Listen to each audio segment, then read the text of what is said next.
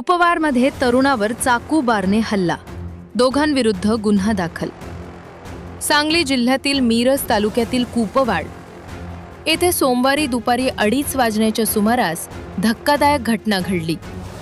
प्रकाशनगर येथे राहणारा 21 वर्षीय अभिषेक विठ्ठल कोळी याच्यावर शुभम आणि संदेश या दोघांनी किरकोळ कारणावरून शिवीगाळ करत हल्ला केला। आरोपी शुभमने अभिषेकच्या डाव्या हातावर लोखंडी बारने मारहाण केली, तर संदेशनं धारदार चाकूनं त्याच्या डोक्याच्या डाव्या बाजूला वार केला। गंभीर जखमी झालेल्या अभिषेकला त्याचा मित्र रुद्र हजारे मोटरसायकलवरून सांगली सिव्हिल हॉस्पिटलमध्ये उपचारासाठी नेत असताना आरोपींनी पाठीमागून दगडफेक केली। यात अभिषेकच्या डोक्यात तर रुद्रच्या उजव्या बाजूला दगड लागून दोघेही जखमी झाले।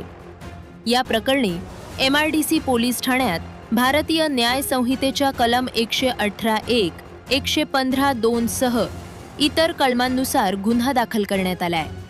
पोलीस हवालदार मुळीक या घटनेचा पुढील तपास करत आहेत। आरोपींचा शोध सुरू